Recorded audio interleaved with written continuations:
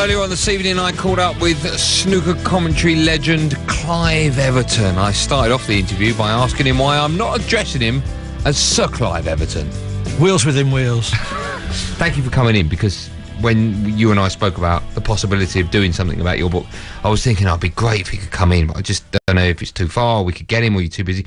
But you sat opposite me, we've got you for half an hour, so we're going to have just the best snooker chat in the world. And we're going to talk about your book, which is called Black Farce and Cue Ball Wizards.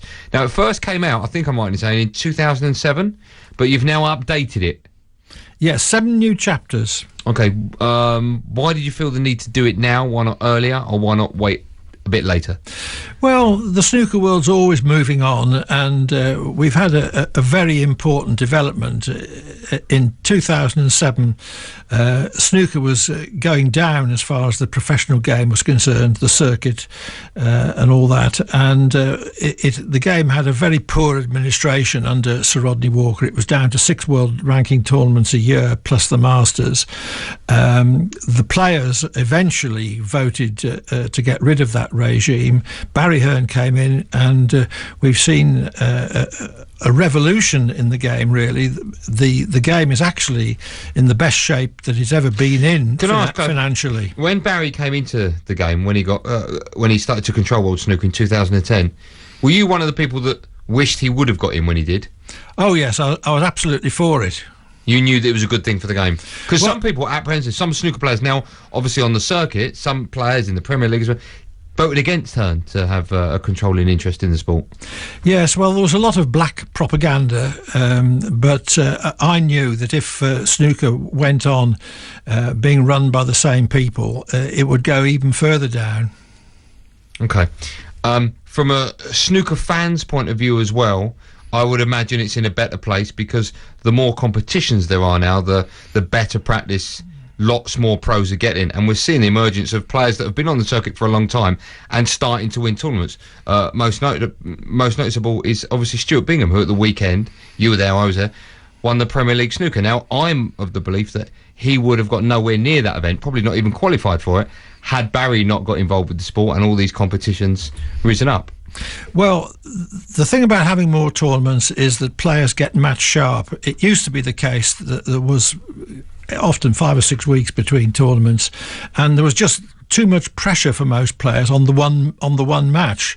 But now there's a tournament virtually every week. They can settle into it more. They can produce their best game. Can it be too much? Because Judd at the end of that final, no disrespect whatsoever to Stuart, looked a bit knackered, a bit cream cut. I think the last 4 competitions he'd gone in for, he got beaten 2 of the finals and won the 2 others. He's been travelling all the time.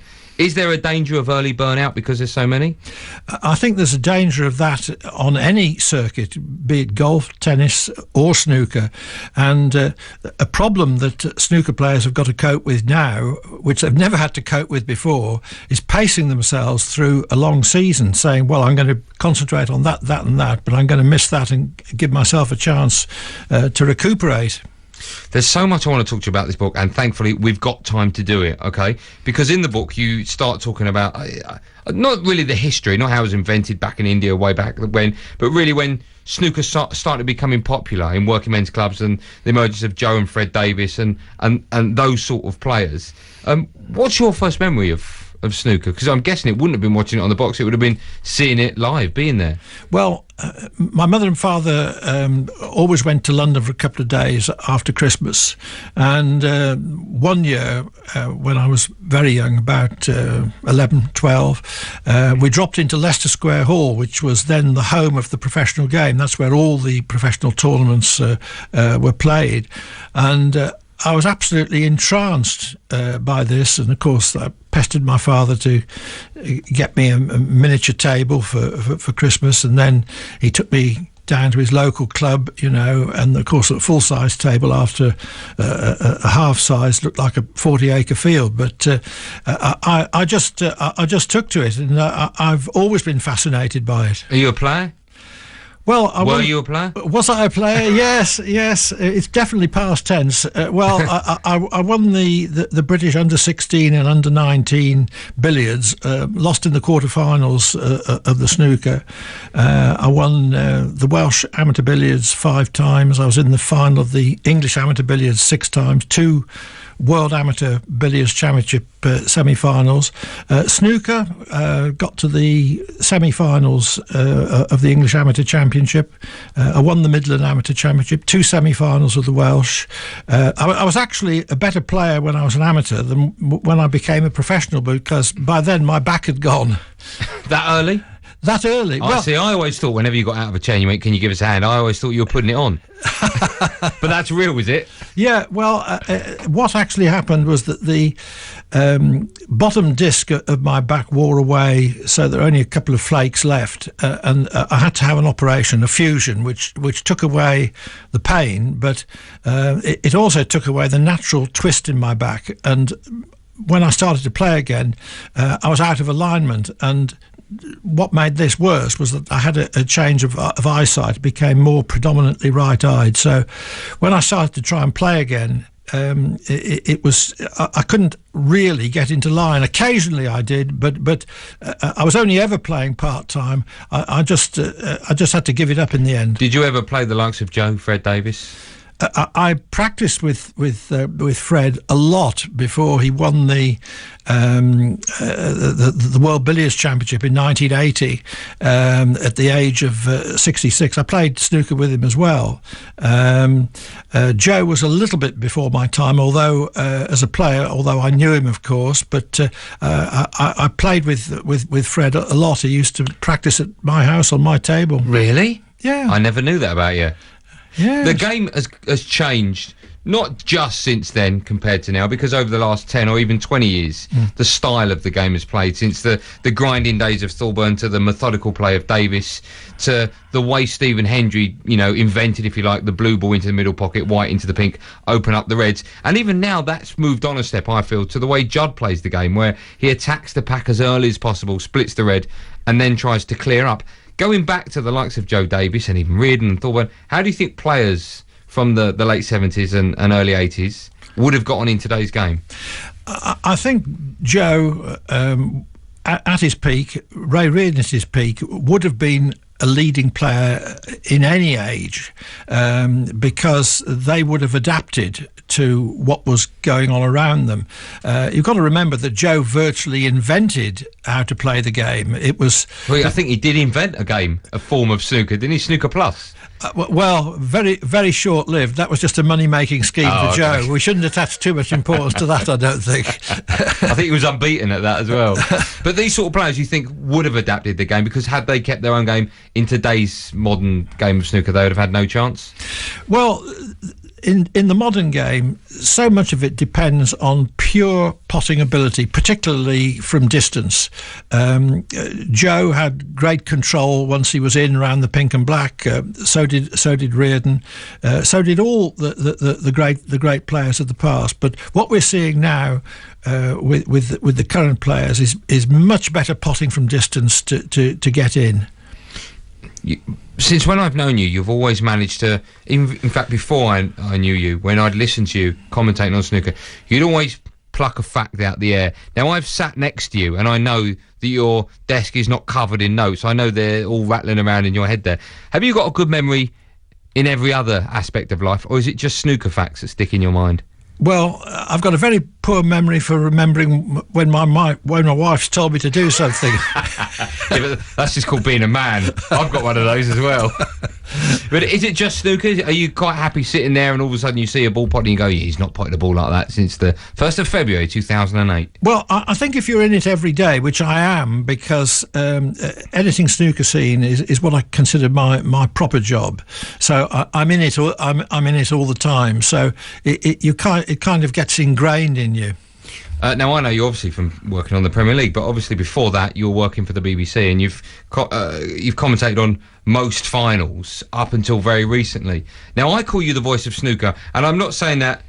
I'm only saying it for one reason, because in my mind you are the voice of snooker. I can't really watch a game of snooker, and there's someone like you with authority, with someone that's been there, done it, and seen it, is telling me what he should and shouldn't be doing and how he's going about it and what he's done in previous matches, in previous decades, etc.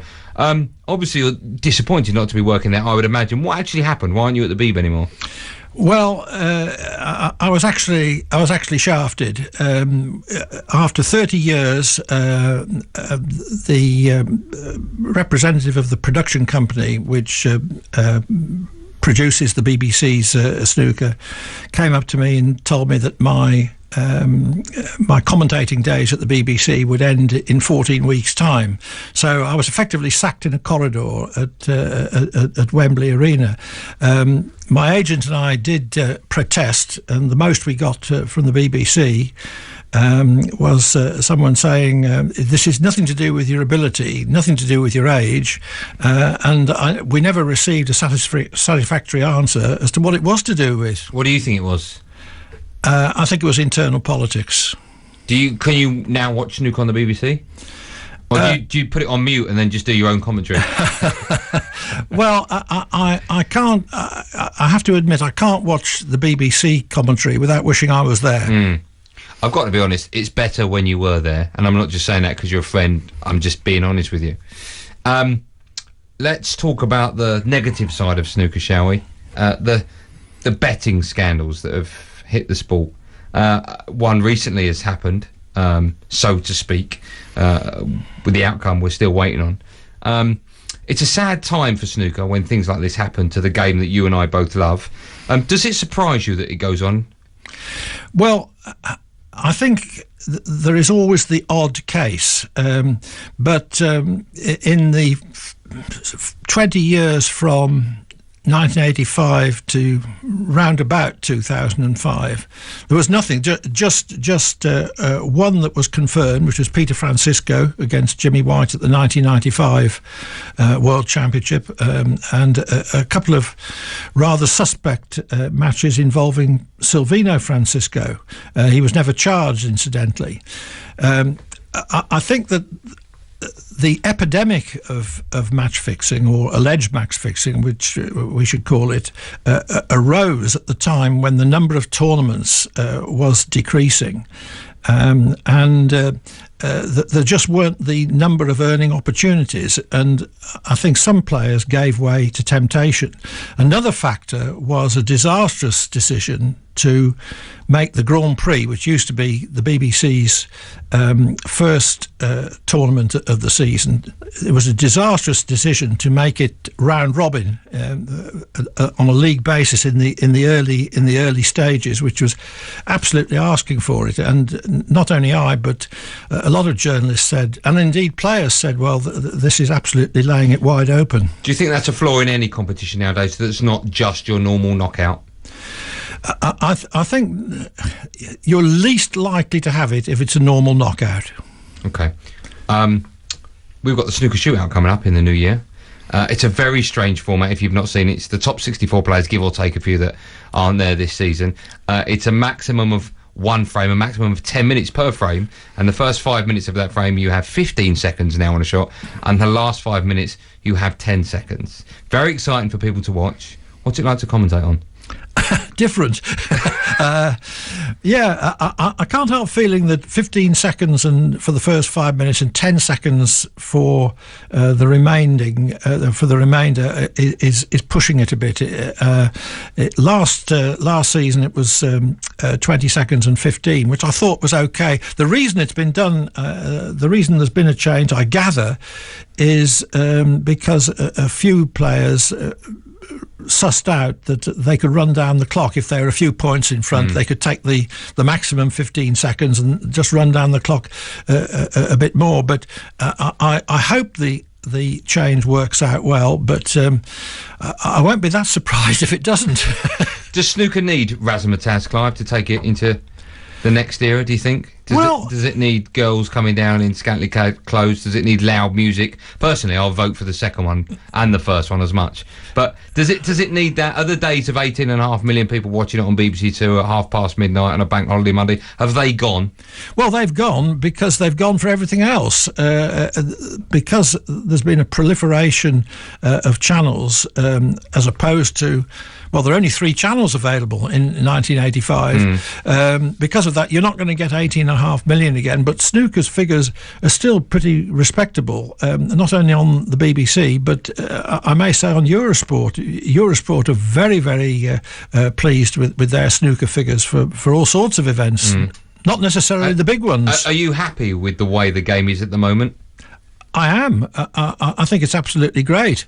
There's a tournament virtually every week.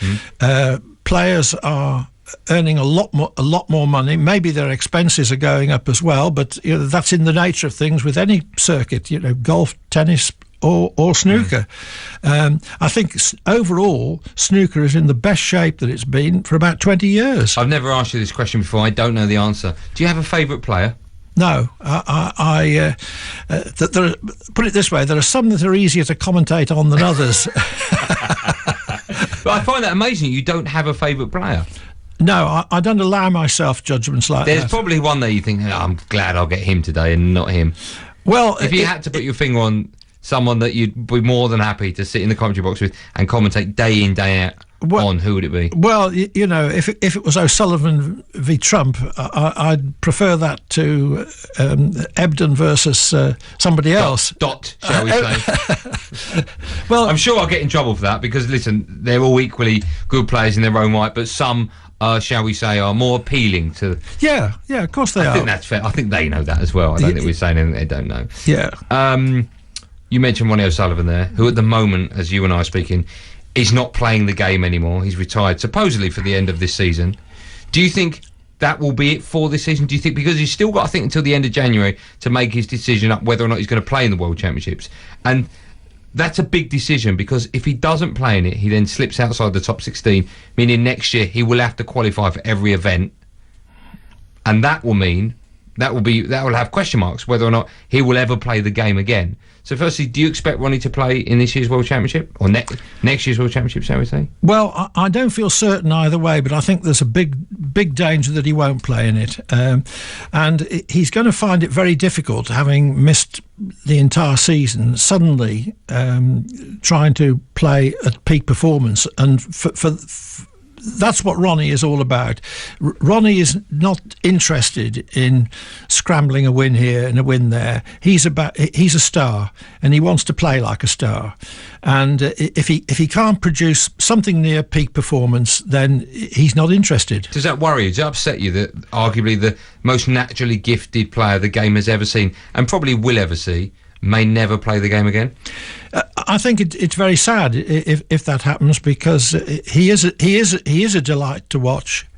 He's the most technically accomplished player there's ever been. He is, of course, fascinating to write about because of all the off-table stuff. I can identify with the clinical depressions that he suffered from, because I had some trouble in that regard myself. I just hope that he sorts out what's best for him. But he said in a recent interview about his career, well, I've got through it, as if it was an ordeal somehow or other. And I think that trying to play his best in public has become an ordeal for him, because he feels such internal and possibly external pressure to produce his best form. Just middling form, not enough for him. Another player who we know definitely won't be playing snooker again, he's 7 times champion of the world, Stephen Hendry. Did he retire too early, in your opinion? It's entirely his decision. He actually retired having lost a world quarter-final, so even to get to a quarter-final showed that he's not playing too badly. But there again, it's all about excellence. For Stephen Hendry, the pursuit of excellence was all the pursuit of winning. John Higgins had it right. Steve Davis loves snooker. Stephen Hendry loves winning. And if he couldn't do enough winning, then he felt that it was time to call it a day. Before it's time for us to call it a day, I've got some questions for you that are rattling around in my head, and I thought I always wanted to know Clive's views on it. So, what's the best game you've ever commentated on? Oh, I'd need notice of that question, Andy. There's well, you've got it now. It's coming back at you in about 8 seconds. There's been, come on, Clive. There's been so many. Well, the matches I really like are the ones that end up in tight finishes, where the key issue is which player is going to hold his nerve the best. That's what I really love. So you're not going to answer it? No. What's been the best World Championship you've ever commentated on? Best World Championship? Well, there again, at the time, you're just doing it. You're not thinking, is this the best? Is this the worst even? You're just absorbed in doing it. Can you give me the top 5 snooker players ever to have played the game, in no particular order? And you can include anyone in that. You can go back as far as you like. Well, in terms of what they've won, you've got to go Hendry, Davis, Reardon also won 6 world titles. Joe has got to be in there. He won about 190, didn't he? But that was in the days where you just phone him up and go, "Do you fancy a game?" and that would be a world championship. Well, in some years that Joe won it, there were in fact only 2 entries. See, I could at least be a semi-finalist. That's ridiculous. Listen, before I let you go, let's talk just briefly about the new world number 1, the 10th world number 1 since rankings began, Judd Trump. Is snooker in safe hands with him? What do you make of him? Well, it's not only his hands; it's all the other leading players. But certainly, Trump has got it in him to win several world titles, a lot of ranking titles. Of course, his defence of the UK Championship is going to be interesting. I think what's very much in his favour is not only his technical ability, but he's also got a lot of grit, a lot of resilience, and he also comes from a very level-headed family. He himself is pretty level-headed. He sees things as they really are. There's no blather about Trump. Have we seen the best of him yet? He's only 23. Well, probably not. You think there's a lot more to come? Oh yes, and a lot more of the same. And that's a good thing for the sport, isn't it? It is. Clive, your book, Black Fast and Cuba Wizards, and I'm not just saying this because you're sat opposite me. If you're a snooker fan, obviously it's a must, but if you just like reading about the history of a certain sport, and a big sport as well, I suggest you get it for Christmas. It's an amazing read. Thank you so much for coming in. I'm glad to know you, I really am. It's an honour, and I'm not just saying that. I'm really honoured to have met you and sat next to you. I don't want to say commentate with you because you're the king of the mic, and I was just sat there in awe of you. So thank you so much for allowing me that and for coming in as well. Always a pleasure to meet you, Clive. Thanks for having me.